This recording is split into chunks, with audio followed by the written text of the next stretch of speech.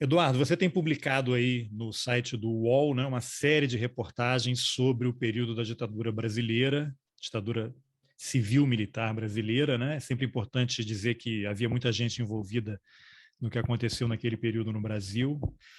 E é um material que está baseado muito ou totalmente, depois você explica melhor aí, em documentos que você conseguiu, que você teve acesso, documentos do governo americano, né?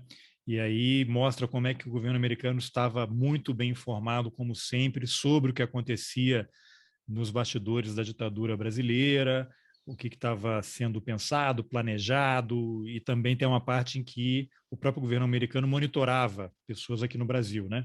Então a gente podia começar, se você pudesse dar primeiro como é que surgiu a ideia desse material, né?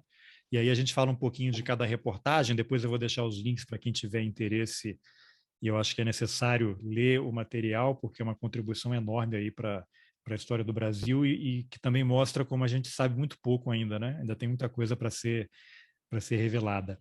Então começa falando um pouquinho como é que surgiu a ideia dessa série de reportagens, né? Foi a partir de algum material que você conseguiu? Dá um pouquinho desse bastidor. Bom, primeiro quero agradecer a oportunidade de estar falando sobre esse trabalho. Eu gosto muito de fazer esse tipo de trabalho, é muito interessante, né? Eu chamo isso de fazer um jornalismo de reconstrução, né? Um jornalismo de reconstrução da história. E esses documentos são milhares de documentos, né? São documentos que o governo dos Estados Unidos vai tirando o sigilo aos poucos. Então, isso começou ainda lá atrás, durante o governo da presidenta Dilma Rousseff, e veio vindo. Então, começaram, eles chamam de documento declassificados, né, que eles tiram a classificação de sigilo deles, e vão colocando à disposição nos sites do próprio Departamento de Estado do governo dos Estados Unidos, né? E é importante falar que, apesar deles estarem declassificados, quer dizer, tirar o carimbo de sigilo, tem muito documento, muitas partes de vários documentos que ainda permanecem encobertos, que você não consegue identificar, porque lá deve estar o nome de pessoas envolvidas, locais e outras coisas. São Outras aqueles documentos informações. que vêm com aquela riscado de preto em cima, né? Que você não consegue ler o que está ali. Mais ou menos, é uma tarja branca, que ele, assim, às vezes pega metade de um parágrafo, então fica como se fosse recortado assim e colado lá em cima. Então você não consegue ler o que está escrito lá. Quando começou, o governo dos Estados Unidos começou a fazer a liberação desses documentos, a imprensa brasileira fez algumas reportagens sobre isso, mas pegou pouquíssima informação, né? E como eu disse, são milhares de documentos, milhares mesmo. Então esses documentos estavam no site da Biblioteca Nacional aqui no Brasil. Mais recentemente, eu posso dizer de 2019 para cá, começou a ter um problema de acesso a esse site ou a esse link para esses documentos, até simplesmente desaparecer. Eu consegui baixar todos eles antes que tudo isso acontecesse, né? Eu consegui, através de uma outra pessoa que me ajudou e me passou a coleção toda. Então, eu tenho isso guardado em vários locais, todos esses milhares de documentos, são muitos arquivos, né? E aí eu falei, a gente precisa ler um por um para ver o que contém, o que não contém. Então são coisas de 64 até 80 e pouco, 85, 86, 87. Então eu escolhi um dos arquivos e comecei a ler.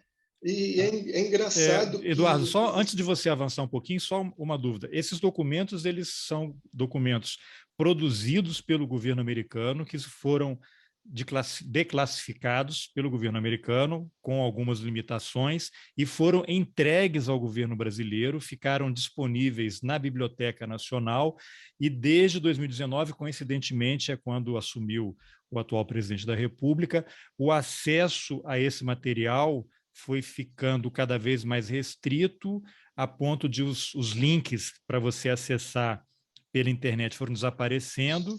Então, hoje, você entra no site da Biblioteca Nacional, ou você não acha, ou vai ter que percorrer um caminho gigantesco para poder localizar. Você teria como dizer se de fato esses links foram retirados e se alguém for pessoalmente à Biblioteca Nacional, conseguiria acesso a essa documentação? Isso eu não sei dizer. Aí teria que ir até Brasília para checar isso daí. Se pessoalmente você teria acesso através de um outro mecanismo dentro do acervo da Biblioteca Nacional. Isso eu não sei te dizer. Porque se é um documento público e está depositado aqui na biblioteca, em tese você chega lá, pede, deveriam te dar Exatamente. acesso, né? Exatamente. Mas você também consegue ter acesso aí, mas aí já não é o acesso ao arquivo todo desses documentos declassificados, aí você vai ter que ir procurando, garimpando mesmo. Você consegue, através da Universidade Brown, nos Estados Unidos, você consegue, através de outras universidades nos Estados Unidos, porque esses documentos estão lá em várias universidades, e tem também a possibilidade de você entrar no próprio arquivo do governo dos Estados Unidos e procurar lá. Mas aí vai ser um documento por documento. Você põe no lugar de busca lá alguma palavra-chave e vão aparecer milhares, você vai ter que passar na peneira e ir pensando os que te interessam. É procurar agulha no palheiro mesmo, né? É mais ou menos isso. É mais ou menos isso. Tá bom, mas aí eu te cortei, você estava começando a falar que aí você começou a ler documento por documento, e aí o que você foi encontrando? Então, são documentos que foram produzidos pelos adidos do governo dos Estados Unidos aqui nas embaixadas, na embaixada e nos consulados aqui no Brasil, né? E tiveram como fontes, obviamente, pessoas do governo federal da época, Adidos como militares, fontes né? dos militares, fontes militares. Tiveram como fontes também boa parte da imprensa de algumas coisas dos relatórios que eles passam. São relatórios, informes, telegramas, estudos. Tem documento que tem uma página, tem documento que tem 60 páginas, sabe? E é escrito de um modo um pouco sui generis do que a gente está acostumado a ler, por exemplo, na imprensa, né? Então você tem que começar a se acostumar um pouco com o que eles estão querendo dizer lá, porque existem algumas siglas, todas em inglês, né? Aí eu fico quebrando a cabeça para descobrir o que é aquela sigla, para saber exatamente o que eles estão falando, né? E depois que se levanta uma informação em um documento X, obviamente tenho que correr atrás para checar a informação e rechecar a informação, né? E aí esse processo de checagem e de rechecagem da informação é feito depois, por exemplo, com documentos das auditorias militares que estão disponíveis na internet aqui no Brasil, durante a ditadura, a auditoria militar durante a ditadura aqui no Brasil, documentos do Brasil Nunca Mais, que tem milhares de documentos que podem trazer informações que ajudam cruzando para checar e rechecar esses dados que aparecem nesses documentos americanos. Agora, Eduardo, você acompanha o tema há bastante tempo. Inclusive, você tem um livro, né, que é Cativeiro Sem Fim, que conta a história de bebês, crianças e adolescentes que foram sequestrados, tirados das suas famílias por militares brasileiros durante a ditadura. Depois a gente vai falar um pouquinho também sobre isso. A gente já fez um episódio, né, no podcast sobre esse livro. E agora, esse material é algo que você já estava atrás, você acompanha como é que o governo americano vai liberando aos poucos esse material? Você vai monitorando ou você recebeu alguma dica? Como é que você recebeu a informação? Olha, agora tem ali um novo lote, isso aí é divulgado, ou você que estava monitorando ou recebeu alguma informação? Eu venho monitorando, eu venho procurando informações há muito tempo, exatamente por causa desse tema do sequestro de bebês e crianças pelos militares durante a ditadura, né? Eu fui em cima desse material que era sigiloso exatamente para ver se eu conseguia mais informações sobre isso. Obviamente não encontrei nada lá, né? Mas fui encontrando outras coisas. Eu vou citar um exemplo aqui. Eu achei um informe que foi enviado para o Departamento de Estado, pela Embaixada em Brasília e pelo Consulado dos Estados Unidos em Recife, falando de uma bomba que explodiu em 1969, 6 de setembro de 1969, lá em Recife. Aí eu fui procurar informações dessa explosão na imprensa pernambucana e não encontrei uma linha sequer sobre isso. Falei, nossa, mas que coisa estranha. Chequei pessoas, conversei com pessoas que são ativistas de direitos humanos, com historiadores lá de Pernambuco, e poucos tinham informações sobre isso. Então eu comecei a fazer o seguinte, eu comecei a buscar os personagens envolvidos, já que os documentos citam o nome de pessoas envolvidas. E fui achando, eu achei quase todos eles. Só não Essa consegui matéria que falar. você fala, ela foi publicada no dia 31 de outubro, né? E o título é Ditadura Isso, Militar Escondeu Atentado à Bomba no Recife em 69, né? isso, exatamente. Eu só não falei com a pessoa que já perdeu a vida, que já faleceu. Com as outras pessoas, eu consegui achá-las e reconstruir a história. E, e acho que funciona mais ou menos em cima, funciona desse jeito. E a história dessas pessoas com que eu consegui conversar e reconstituir a história dessa bomba lá em Recife, toda a perseguição, todo o monitoramento que houve sobre ela, são pessoas que eram do PCBR, né? Eu consegui informações dessas pessoas em documentos da Comissão Nacional da Verdade, em documentos do Brasil Nunca Mais, em documentos de auditoria militar. Então, funcionou para mim mais ou menos desse jeito. Aí, um outro documento, num evento também de 1969, era uma bomba que explodiu em São Paulo, que é a mais recente matéria, que saiu na segunda-feira passada, agora que dia que foi? 8, isso, dia 8. Também era uma bomba que explodiu dentro de um carro, morreram 2 pessoas. Uma era um japonês, Ishiro Nagami, se eu não me engano, se me falha a memória o nome dele, e a outra pessoa que morreu, os militares falaram, esse corpo dessa segunda pessoa que morreu ficou totalmente despedaçado, não sobrou nada inteiro, a não ser os pés e uma pequena parte do tornozelo. O título da matéria até: A ditadura mentiu sobre a identidade de homem que morreu em explosão em 69. Exatamente. Lá mostra que a pessoa despedaçada, que esse homem que explodiu, era Sérgio Roberto Correia, integrante da ALN. E aí eu falei, poxa, vamos tentar descobrir mais informações. Aí eu fui pegando as informações aqui no Brasil e fui ligando um ponto no outro. Por exemplo, no dia anterior, se eu não me engano, foi 4 de setembro que aconteceu essa explosão.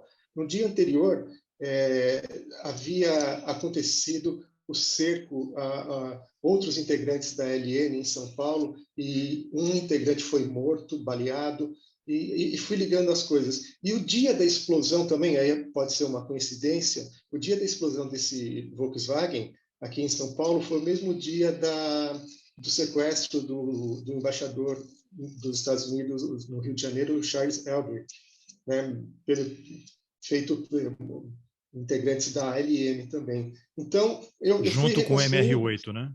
Isso, exatamente. E eu fui atrás de informações para tentar descobrir quem que seria essa pessoa que explodiu, falar com parentes, alguma coisa, e acabei descobrindo, por exemplo, documentos da Auditoria Militar, um documento que está na Auditoria Militar, que é da Polícia Civil, falando que aquele corpo não era do Sérgio Roberto Correia, como eles estavam dizendo, porque eles haviam encontrado um dedo inteiro, e em cima desse dedo eles fizeram o exame digital e constataram que aquele corpo despedaçado não era do Sérgio Roberto Correia. Então, aí surgiu uma informação nova sobre a ditadura brasileira, né? Porque de quem que é esse corpo que explodiu em setembro de 69 dentro daquele carro? Ninguém consegue explicar. E como os militares falavam, como a ditadura falava que era de Sérgio Roberto Correia, e não é do Sérgio Roberto Correia, o que aconteceu com o Sérgio Roberto Correia? Ele foi morto depois, ele está desaparecido. O status dele é desaparecido. Então, nós temos um novo corpo de uma nova vítima fatal da ditadura aqui no Brasil, e temos o desaparecimento de uma outra pessoa, de um outro militante político. Ah, que loucura, hein?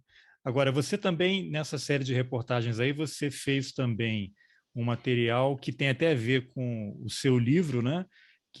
Seriam sobre crianças, né, ou bebês que foram sequestrados na Argentina no período da ditadura militar. Seriam argentinos, na verdade, né? E teriam sido adotados por famílias brasileiras, né? Você chegou a falar com algumas pessoas. Conta um pouquinho dessa reportagem aí.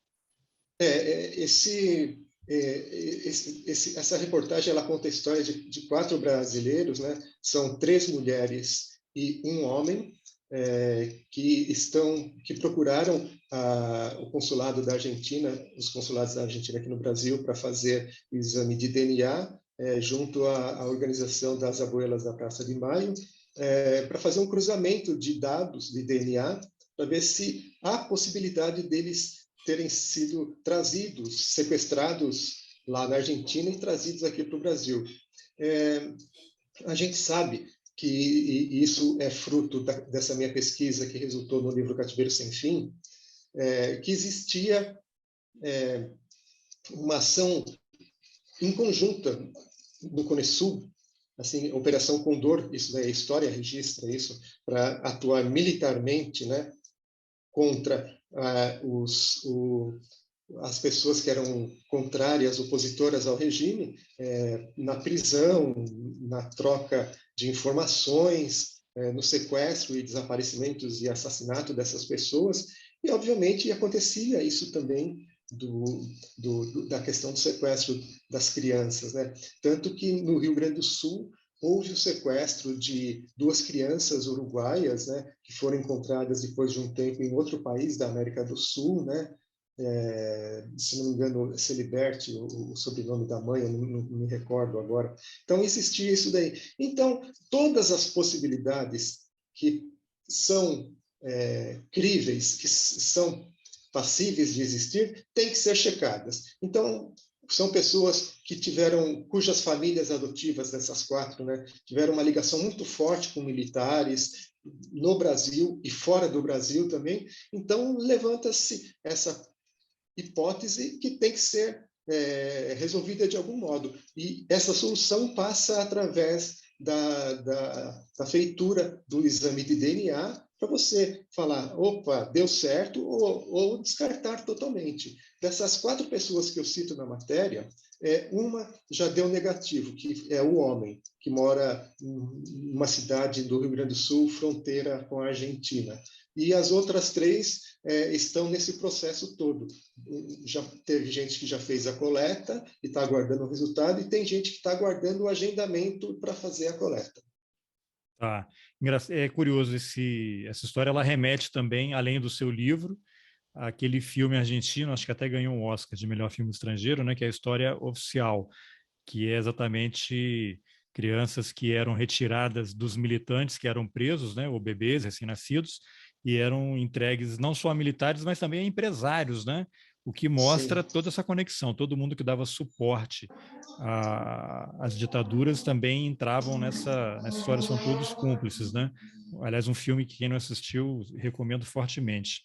Agora, além dessa aí das crianças sequestradas, você tem uma outra que mostra como é que os Estados Unidos acompanharam de perto a caçada ao Carlos Lamarca, né? Vê que os adidos militares estavam ali muito bem informados sobre cada passo, cada etapa do cerco que estava acontecendo ao Lamarca lá na Bahia, né? Conta um pouquinho aí dessa história também. São vários documentos, né, que são enviados pelo Departamento de Estado, e eles vão, como se fosse um diário, relatando, olha, hoje aconteceu isso, tal grupo do Exército, grupo da polícia, fechou um cerco não sei aonde, em tal cidade, prenderam não sei quem. Então, eles vão contando parte por parte dessa história da caçada ao Lamarca, né? E uma coisa que me chamou muito a atenção é uma história que eles contam sobre a Yara Yavelberg, que foi uma companheira do Lamarca, né?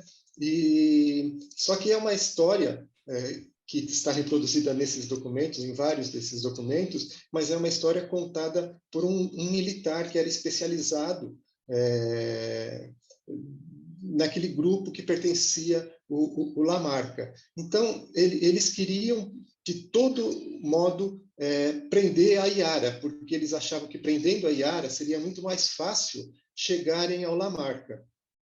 Então, eles colocam algumas informações totalmente erradas nesses relatórios diários que eram enviados para o Departamento de Estado lá em Washington.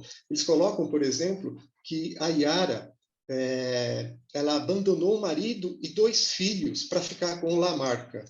E fala que o marido da Iara era um médico. Isso não é verdade. E ela nunca teve filhos, a Iara.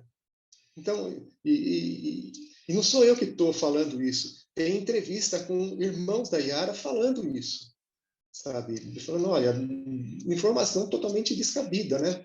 E eu também consegui encontrar algumas pessoas citadas nesses relatórios enviados para Washington, e eles contaram a versão deles para aquele fato que está narrado lá, como a tentativa de prisão de um deles.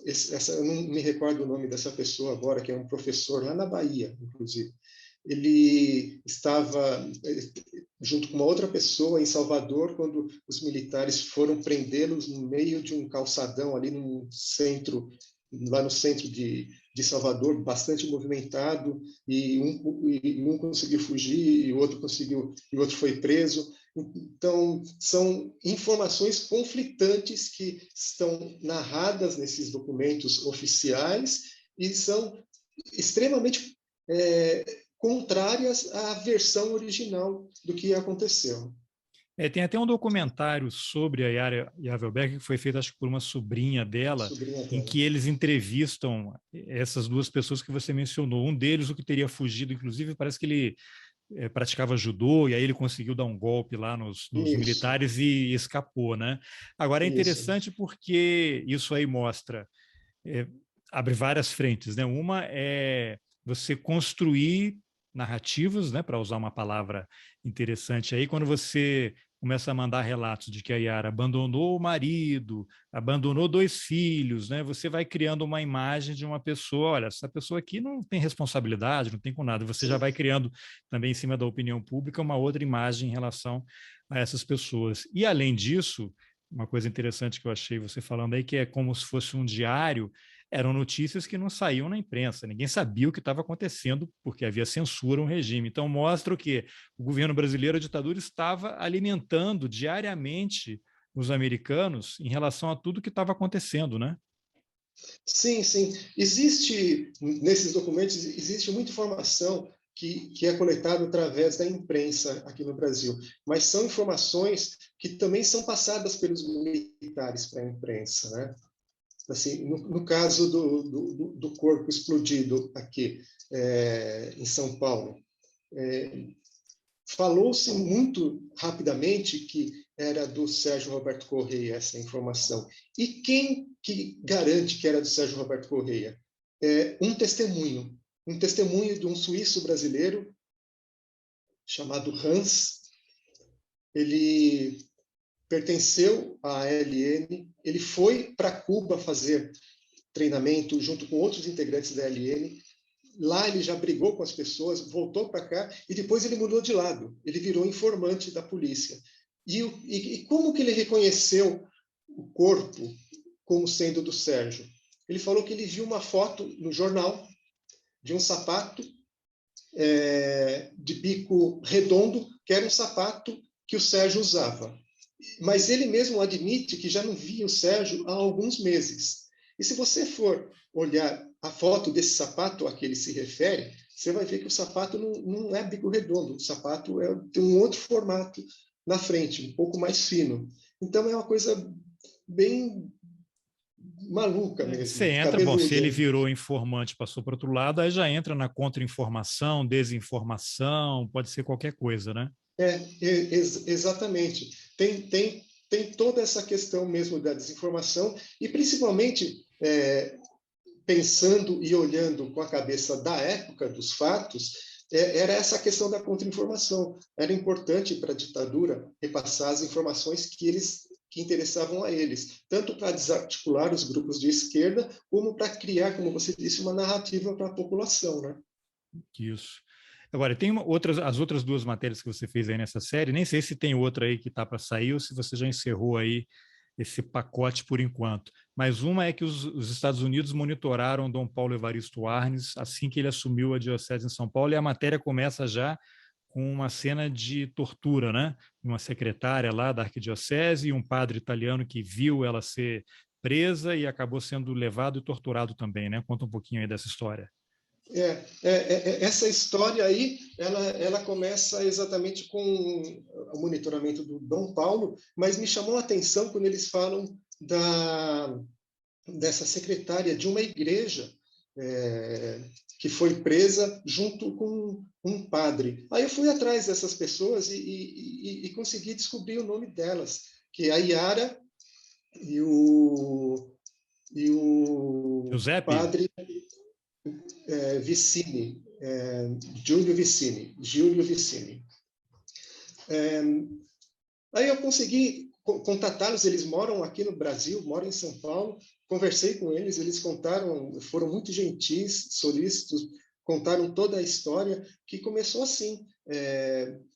Eles atuavam na periferia, na zona sul de São Paulo, junto aos movimentos trabalhadores, né? E havia uma deduragem em cima da Yara. Em Minas Gerais, havia sido presa uma pessoa que citou um nome de Yara. E haviam pegado uma agenda telefônica onde tinha Yara também. Então, eles começaram a monitorar essa Yara. Eles acharam que essa Yara, que era a secretária da paróquia lá na região do Brooklyn. E o Giulio Vicini, ele é um italiano, agora naturalizado brasileiro, né? Que atuava junto a esses movimentos de trabalhadores da periferia. E, por coincidência, o dia que os militares fizeram uma campana para prender a Yara, ela estava chegando na igreja, sabe, na paróquia. Então, quando ela chegou para abrir a porta para entrar na paróquia, os militares, o pessoal dos agentes da repressão chegaram, prenderam ela, e o Júlio estava chegando do outro lado da calçada e viu o que estava acontecendo. Ele foi lá para fazer uma intervenção. Opa, o que está acontecendo? O que é isso? Só que nesse dia, o Júlio estava indo lá para usar o mimeógrafo da igreja. Ele tinha um stencil com um boletim sobre a morte de um trabalhador que havia sido morto pela repressão também. Vem com a gente. Aí os caras falaram, mas o que você quer aqui? Quem que é o senhor? Eu sou padre e tal, não sei o quê. Falaram, então o senhor está preso, vamos junto. Foi todo mundo para o DOPS. E revistaram a bolsa do Júlio. E dentro do Júlio tinha esse stencil que ia ser rodado. Aí pronto, os caras acharam, prendemos mais 2 comunistas aqui, né? E o Dom Paulo era muito próximo ao Júlio, muito próximo ao pessoal dessa paróquia. Então ele ficou sabendo e foi até o DOPS. Chegando no DOPS, ele viu que eles não estavam mais no DOPS, que eles haviam sido levados já para a prisão, né? E foi até a prisão, e quando chegou na prisão, ele viu que eles haviam sido torturados barbaramente, sabe? Assim, o Júlio foi muito torturado mesmo, mas não tinha o que falar, porque eles não tinham nenhuma organização terrorista, não tinha nada, mas para os militares eles eram terroristas contra o Brasil, contra a família brasileira, né? E aí o Dom Paulo, junto com outros membros da arquidiocese, interveio e um tempo depois, muito tempo depois, conseguiu a liberdade dos dois, do Júlio e da Yara. E assim, uma coisa muito interessante nessa história toda, que eles foram presos juntos, né? Eles apanharam separadamente, foram torturados separadamente, mas foram muito torturados, né? Foram perseguidos depois que saíram da prisão, perderam emprego, essas coisas todas, e algum tempo depois eles acabaram se casando também aqui no Brasil. Olha o só. Júlio, ele deixou de ser padre e eles se casaram. Isso é uma história de amor interessante, também, de tortura e de amor. Bem, agora e a outra matéria que fecha o pacote é que a ditadura usou parentes como isca para capturar militantes políticos. Isso tudo, todas essas reportagens aí que eu estou mencionando, foram baseadas nesses documentos do governo americano, né? Exatamente. Conta um pouquinho dessa história em particular. Essa história são 4 pessoas que ficaram no então prédio da Embaixada do Chile no Rio de Janeiro, antes de eles mudarem a sede para Brasília, né? São 3 mulheres e um homem. Eles são citados nesses documentos. Me chamou a atenção porque eles chamaram de Operação Bird Cage, né? Que seria a gaiola do pássaro. Aí eu fui atrás para ver o que era e acabei tendo a constatação de que essa operação era para prender integrantes do PCB no Brasil todo, principalmente antes da eleição de 1970 ou 71, não consigo me recordar aqui. Então, eles queriam tirar todas essas pessoas. E a história deles presos, esperando, aguardando o asilo, o documento dos Estados Unidos conta bem essa história de que o governo brasileiro pressionava o governo chileno para tirar eles de lá de dentro, né? E, ao mesmo tempo, eles aguardavam desesperadamente que o governo chileno, que era de Salvador Allende, concedesse asilo para eles, né? Porque aí eles conseguiriam sair de dentro da Embaixada do Chile, lá no Rio de Janeiro, sem serem molestados e irem para o aeroporto, né? E foi o que acabou acontecendo, né? Eles conseguiram, o governo brasileiro não queria dar esse livre conduto salvo-conduto, deles, né? Isso, do território chileno no Rio de Janeiro, que é a embaixada, até aeroporto para eles irem para o Chile. Então, tem toda essa história, por exemplo, que é do homem, do Pedro, né? Que é contada ele era cunhado na época, né? A irmã dele era casada com um integrante do PCB e os caras queriam pegá-los, então prendeu o Pedro e a mãe dele. Então levaram eles para o DOI-CODE no Rio de Janeiro, né?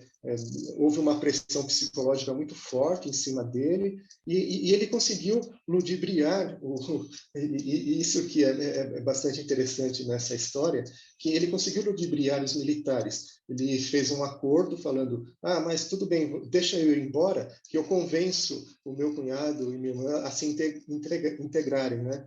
E foi embora e fugiu. Eles falaram: legal, se você tem até tal dia para fazer isso. A hora que ele saiu do DOI-CODE, ele sumiu e foi para a embaixada, pediu asilo. Olha só. Agora, Eduardo, você procurou o governo brasileiro, né, Ministério da Defesa, eventualmente ali alguma das forças em separado, para poder questioná-lo sobre esse material, porque, na verdade, é um material que apenas relata ações, né, da ditadura militar brasileira. Houve alguma resposta, além de um silêncio criminoso? Não, nenhuma resposta. Ninguém quer se envolver, ninguém quer falar. Mesmo utilizando lei de acesso à informação, é super complicado. Por exemplo, eu estou tentando fazer um levantamento para saber, voltando à história do sequestro dos bebês e das crianças, para saber quantos bebês e crianças foram levados para fora do Brasil nas décadas de 60, 70 e 80. No governo, ninguém se dispõe a falar. Fala que não temos esses dados, a informação é essa: não temos esses dados. Já procurei em vários ministérios, em vários organismos judiciários também, e não consigo essas informações. Quer dizer, é super complicado. Uma informação que deve ser pública e deve ser publicada, mas a gente não tem acesso. Isso é extremamente complicado nesse trabalho de reconstrução da história do Brasil, né? Isso é muito interessante, porque eu sempre lembro, sempre menciono esse episódio, que é uma entrevista do vice-presidente, general Mourão, se não me engano, foi ao Estadão, no começo do governo, por ocasião do Ustra, né? Essa idolatria que o presidente da República, os filhos e os generais, né, que compõem aquele núcleo mais próximo ao presidente, né, que seria onde está o partido militar, tem uma idolatria pelo Ustra. E lembrando que o Mourão, numa entrevista à TV Deutsche Welle, né, alemã, disse que o Ustra era um chefe que se preocupava muito com os direitos humanos dos subordinados, né? O Ustra, que é um torturador reconhecido, né, pela justiça brasileira. E o Mourão disse que eles ajudaram o Ustra com documentos para ele escrever os livros dele, né? O Ustra tem 2, 3 livros, né? Um deles é Verdade Sufocada, em que ele dá a versão dos militares para o que aconteceu, negam tortura, né? Você tem pessoas que foram de fato torturadas, executadas, desaparecidas, e eles vêm com uma versão ali de um documento oficial dizendo que morreu numa troca de tiro, foi resgatado, aquelas coisas absurdas ali. E aí, o que para mim é muito contraditório é você ter um general 4 estrelas, que também é vice-presidente da República, dizer que o Exército ajudou o Ustra na elaboração do livro, fornecendo documentos, ao mesmo tempo em que, oficialmente, o Exército, o Ministério da Defesa, desde antes da Comissão Nacional da Verdade, alega que não há documentos, que eles foram destruídos. E volta e meia você ouve uma história, né, que queimaram um documento aqui e ali, a própria Comissão Nacional da Verdade teve extrema dificuldade para conseguir material. Queria que você comentasse um pouquinho sobre isso. Aliás, os livros do Ustra, assim como os livros de outros generais integrantes das forças militares, assim como um livro que foi elaborado na década de 80 e que acabou não sendo editado, mas existem cópias dele em vários locais, chamado Orville, que é livro ao contrário, né? Que é um projeto que era para se contrapor ao projeto Brasil Nunca Mais, capitaneado, entre outras pessoas, por Dom Paulo Evaristo Arnes, que denunciava a existência do desaparecimento, da tortura e do assassinato de militantes políticos aqui no Brasil, né? Então, esses livros desses militares e dessas pessoas ligadas aos militares são livros que ajudam demais nesse trabalho de pesquisa. Então, você levanta uma informação lendo os documentos do Departamento de Estado dos Estados Unidos, confirma a existência dessa informação ou de outros detalhes daquele fato, daquele caso ou daquela pessoa mencionada nesses livros desses militares que você acabou de do Ustra, de outros militares, e no próprio Orville, né? E depois você vai checando informações com documentos das auditorias militares, documentos da Polícia Civil na época do DOPS, documentos do Brasil Nunca Mais. Então, é uma forma de você ir cruzando dados, fatos e informações para você não falar uma besteira, né? Para você não falar uma inverdade. Uma e aí mentira. O interessante é que o projeto Brasil Nunca Mais, né, que é um material enorme, né, está disponível na internet e resultou no livro, né, que ficou muito conhecido ali, ele foi baseado em documentos da própria ditadura, né? Eram documentos ali do Superior Tribunal Militar, que os advogados conseguiram fazer cópia e tal. E aí eu quero só fazer um registro, porque quem acompanha o podcast já deve ter ouvido, quem não conhece, vale a pena escutar. Eu fiz 4 entrevistas com o Anivaldo Padilha, que era um militante da AP, foi torturado, teve que sair do Brasil, e depois ele trabalhou no Conselho Mundial de Igrejas em Genebra, que é parte importantíssima desse processo de criação do projeto Brasil Nunca Mais. Eles é que começaram a questão do financiamento, né? De como é que você ia financiar o projeto, levar documento para fora e tal. Então, depois eu vou até deixar o link aí, porque vale muito conhecer a história do Anivaldo e é um pedacinho da história de como é que esse projeto foi construído. Esse trabalho deles, naquela época, é um trabalho muito louco, acho que não existe outra expressão, né? Porque advogados em Brasília, eles tinham a prerrogativa de pegar processos envolvendo os militantes políticos presos, desaparecidos, né, para elaborar tese de defesa, se contrapor ao que estava rolando na auditoria militar. Então, eles conseguiriam tirar de dentro da auditoria militar para estudar e tinha um prazo de 1 dia, 2 dias, não sei qual que é esse prazo, para devolver. Então, começaram a fazer essa retirada de uma forma, assim, tirava tirava, copiava. Quando eles viram que eram milhares de documentos que eles tinham e corriam o risco daquilo se perder, eles conseguiram trazer para São Paulo, e de São Paulo eles fizeram microfilmagem disso daí e mandaram para Genebra e para lugares no mundo todo e dentro do Brasil para garantir que esses documentos sobreviveriam de algum modo se fossem pegos pelos militares com alguma organização, com alguma entidade ou com alguma pessoa, né? Então é um trabalho, eles chegou a milhões de folhas fotocopiadas com dinheiro vindo pelo Conselho Mundial de Igrejas.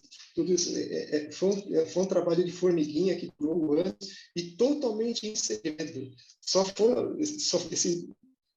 Essa informação só foi aparecer, foi lançado o livro em 1985 ou 86. O Brasil nunca mais foi lançado. 85. Então, foram 4 anos. Foi logo depois da posse do Sarney, né? Inclusive havia um temor enorme, né? Você sair com uma publicação dessa, Tancredo tinha morrido, vai voltar a democracia, os militares ali, uma ala nervosa querendo não entregar, né? Querendo assumir de novo, foi um momento muito delicado. Uhum. Exato.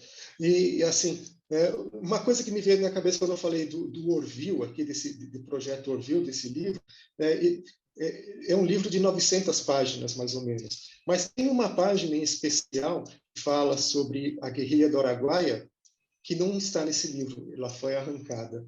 Então, eu tenho uma curiosidade muito grande em ver o que está escrito nessa página, que eu já procurei em tudo quanto é canto, e com várias pessoas que têm cópias desse livro, e ninguém tem essa página também. Olha só, vai ficar mais um trabalho aí de garimpagem, né?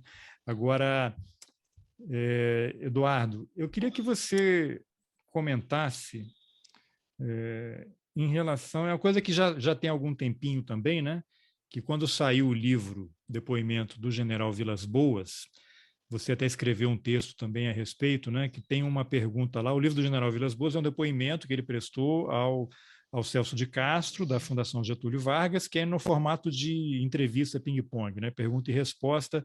Em determinado momento, ele, sem citar o seu nome e nem o nome do seu livro, mas ele está se referindo ao Cativeiro Sem Fim, ele diz que aí agora vem essas histórias de que o exército sequestrou bebês. Eu nunca ouvi falar isso, né? As pessoas inventam essas coisas e tal. E aí eu vi assim, mas, general, haveria alguma publicidade a isso? Você acha que haveria um comunicado interno nas Forças Armadas que estão sequestrando filhos de militantes, estão distribuindo para outras pessoas e mandando para fora? Aquilo ali era uma coisa... Eu não sei, aquele período que aconteceu, qual era o papel do Vilas Boas? Era que era um cadete, era um tenente, estava no começo de carreira. Se ele não tivesse diretamente ligado ao DOI-CODE, ao que estava acontecendo ali em relação à repressão, e acho que mesmo quem estava na repressão, havia aquela compartimentação. A gente também não pode achar que todo mundo sabia de tudo, porque não é interessante, né? Que você tem que saber o que interessa para você, né? Você, em determinada situação, quanto menos souber, melhor para todo mundo, né? Mas eu acho assim uma desfaçatez ele falar, ninguém nunca ouviu falar disso, que é absurdo e tal, como se aquilo fosse para ser de domínio público. Pelo contrário, né? É para ninguém saber. Aí eu queria que você comentasse isso, e até para dar fica aqui um espaço, né, para uma resposta a esse comentário aí do general. É bastante interessante, né? Você não vai sequestrar o filho do militante político, entregar ele para uma família de militar e assinar um recibo. Estou entregando uma criança do sexo feminino, aparentando tantos anos, tantos meses, para fulano e tal, né? Não existe isso, né? Esse recibo, né? E me chamou muito a atenção esse comentário do general Vilas Boas, que ele fala em cerca de 100 casos, né? Em nenhum momento o meu livro fala em 100 casos. O meu livro fala em 19 casos. E eu posso dizer que desde o lançamento do livro, em 2019, até hoje, eu já fui procurado por mais 49 pessoas que também dizem ter sido vítimas desse crime. Ou seja, foi um ato falho do general, né? Temos que investigar, né? Olha, para bom entendedor, nem a palavra basta, né? E uma outra coisa que me chamou muita atenção, e isso evidencia o modo como os militares daquela época, ele era do grupo de ação daquela época, ele não era um recruta, ele já tinha algum grau, já tinha alguma patente, estava no grupo de ação lá naquela região da Amazônia, né? Que ele fala que não é o momento de se falar sobre isso agora. Quer dizer, se inicialmente ele fala que nunca ouviu falar, que não existiu, e depois ele termina falando com esse argumento fortíssimo de que não é o momento de falar sobre isso agora, seria importante falar isso, por exemplo, na próxima geração, palavras dele, contar essa história na próxima geração, significa que você vai esperar as pessoas que hoje estão vivas, que podem contar a história delas, perderem a vida, falecerem, para outras pessoas contarem a história delas. Quer dizer, eu ouvi dizer que aquela pessoa que morreu foi... Não, vamos na fonte primaríssima, não é nem primária, é primaríssima, né? Que vivenciaram, que são vítimas reais desse crime, possam contar a história delas. E esse é o meu trabalho no livro Cativeiro Sem Fim, dar voz a essas pessoas que são vítimas de um crime de Estado, que foram invisibilizadas, que perderam a identidade, que perderam a família biológica, que perderam a vida, porque elas estão descobrindo tudo isso daí agora, depois de 40 anos, 50 anos. Então, é um problema muito grande. Imagina você, com 50 anos, descobrir que você não é você, que seu pai e sua mãe não são seu pai e sua mãe, que, sei lá, é muito cruel isso. Eu chamo esse crime de sequestro como um dos piores crimes cometidos pela ditadura civil-militar no Brasil. E eu posso falar assim que isso aconteceu no Brasil de forma laboratorial, e esse know-how foi expandido depois para os outros países na América Latina, tanto que há crimes de sequestro de filhos de militantes no Uruguai, no Paraguai, na Bolívia, no Chile e na Argentina. Na Argentina são 500 casos, por exemplo. E na Argentina, lembrando que o período pesado da ditadura lá foi depois, né? A brasileira começou em 64, né? Anos 70 Exato. Ali, que teve o período mais cruel. A ditadura argentina foi até 86 ali, no momento, foi final dos anos 70, 80 que estava mais pesado. Isso. Agora, essa fala sua é interessante porque essa história do sigilo, que já se tornou um hábito agora das Forças Armadas, quererem impor um sigilo de 100 anos. Né? Pazuello subiu no palanque. Não, vamos aguardar 100 anos para esclarecer quais foram os motivos que ele subiu e por que o comandante aceitou.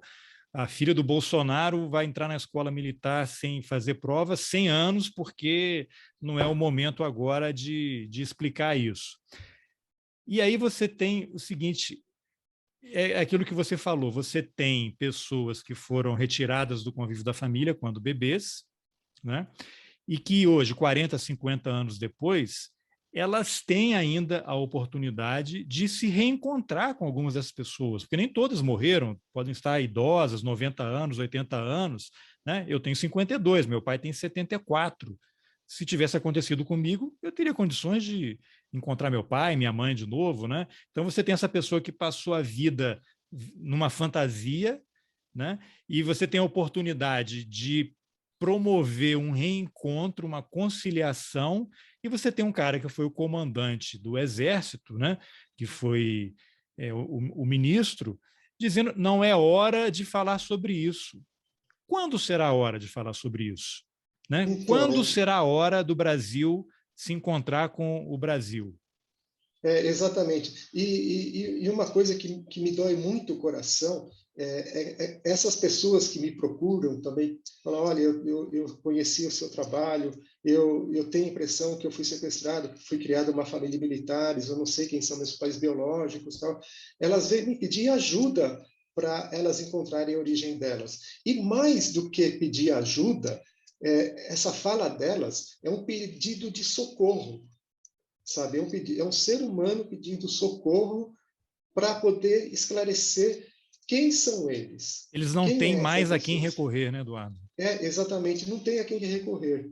Então, isso dói demais em mim, porque eu sou um mero jornalista, né? Como que eu vou atender esse pedido de socorros? Eu ajudo na medida que eu posso, informando, dando dicas para essa própria pessoa ir atrás das origens dela, mas não tenho condições de ajudá-las. Seria necessário, e aqui eu faço até um apelo, sabe, que alguma entidade se tocasse dessa situação toda e fosse possível criar um centro, um núcleo para ajudar essas pessoas psicologicamente e judicialmente também. Agora, eu sei que o Ministério Público Federal, que tem grupos, né, e que atuam em relação à investigação sobre crimes da ditadura, você chegou a fazer contato com eles em relação a esses temas? O Ministério Público Federal, por exemplo, seria uma instância capaz de contribuir, de colaborar e de ajudar a esclarecer esses crimes? Sim, antes da publicação do livro, eu levei todas essas denúncias para o Ministério Público Federal. Foram abertas algumas apurações desses casos, que depois se transformaram em sigilo, porque tem procurador que alega que como envolve criança, quer dizer, envolve criança na década de 70, hoje já são adultos, né? Só que depois deu uma parada também essas apurações, exatamente por causa do contexto político de 2019 para cá, né? Então eu acho que o Ministério Público poderia retomar algumas ações, poderia ir com mais afinco mesmo, mas eu acho que há essa possibilidade a médio prazo do próprio Ministério Público retomar essas investigações. É interessante porque eu entrevistei também há um tempo, foi até você que me passou o contato dela, a Eugênia Gonzaga, né, que era subprocuradora da República, e tem uma atuação muito grande também em relação a mortes de desaparecidos, mas ela me falou que no próprio Ministério Público havia muita resistência de colegas dela, procuradores, de darem andamento a algumas dessas investigações, simplesmente porque até hoje a questão da lei de anistia está nessa zona cinzenta, né? Que houve uma decisão lá de que a lei de anistia foi recebida, né, recepcionada pela nova Constituição de 84, houve um voto do ex-ministro Eros Grau, dizendo que vale para todo mundo, né? Então, é um caso raro de anistia em que o torturador ele é anistiado, criaram aquela figura do crime conexo, né? O cara vai assaltar um banco para levantar dinheiro para financiar a guerrilha, e aí se ele deu um tiro e matou um policial ou segurança, aí é um crime conexo porque ele resultou, uma morte que resultou da uma ação específica. Agora, você estender isso para o torturador, né? O guerrilheiro foi preso, foi levado para o DOI-COI, lá é torturado, e aí criaram que é o crime conexo, né? Então você tem isso, o próprio judiciário ele é resistente, porque uma parte considera que a decisão do Supremo, por enquanto, é essa, parece que ainda há a possibilidade de ter recursos que ainda serão julgados, e pode ser que essa lei de anistia mude, mas você tem os governos do PT, em que teve uma presidente que foi torturada, que também não avançou, e eu achei interessante a resposta da Eugênia, que é a real politics, né? A política real. Você tem o Nelson Jobim, que foi ministro da Justiça, que foi ministro da Defesa, que foi presidente do Supremo, e que tem um vídeo dele que de vez em quando aparece aí, não sei se foi um encontro do PSDB no interior de São Paulo, ele dizendo que atuou junto ao Supremo para que não se alterasse nada disso. Né? E aí, quando vem o Lula, não fez nada, né? E aí, quando vem o governo Dilma, que vai cumprir uma determinação da Corte Interamericana de Direitos Humanos para investigar a questão do caso Araguaia, que diz o Vilas Boas, uma facada nas costas, e o resto é o que a gente está vivendo agora, né? Foi uma confusão muito grande, Eduardo, mas eu queria te ouvir sobre isso. É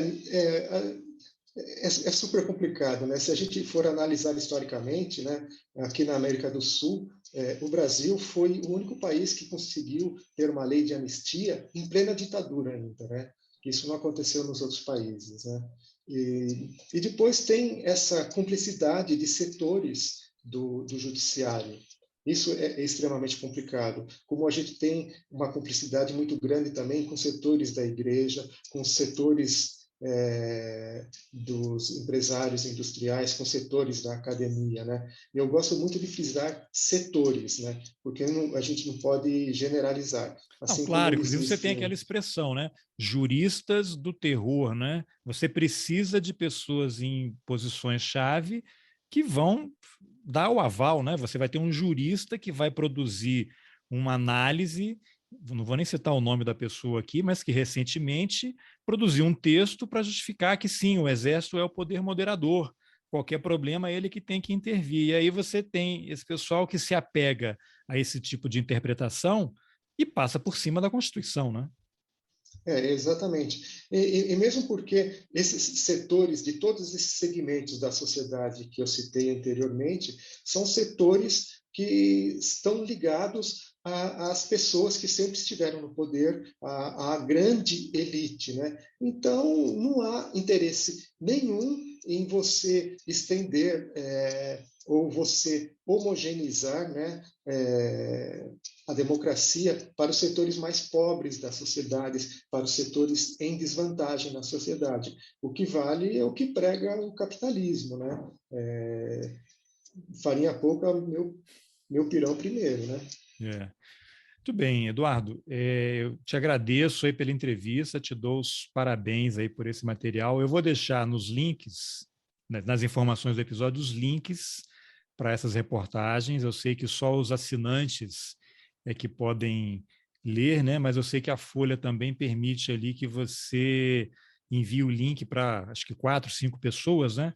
Poderem ler. Então, quem não for assinante da Folha, longe de mim querer estimular qualquer tipo de pirataria aqui, mas as pessoas que quiserem eventualmente ler, pode mandar um e-mail para o roteirices@gmail.com ou te contacta aí, né? Você não ser assinante da Folha, pode mandar um link aí para franquear a leitura para mais gente. E aí a pergunta final é, que a gente estava conversando um pouquinho antes da gravação, esse material, claro, vai se transformar num livro, né?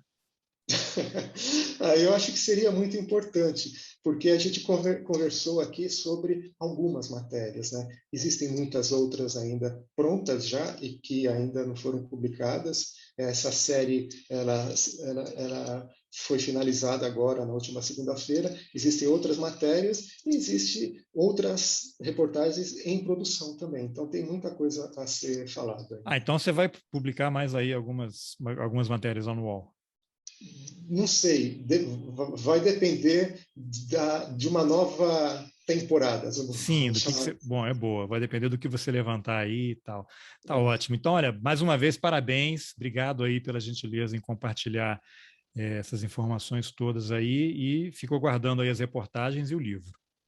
Ok, eu que agradeço, Carlos Alberto. Muito obrigado pela oportunidade e um abraço a todos. Obrigado.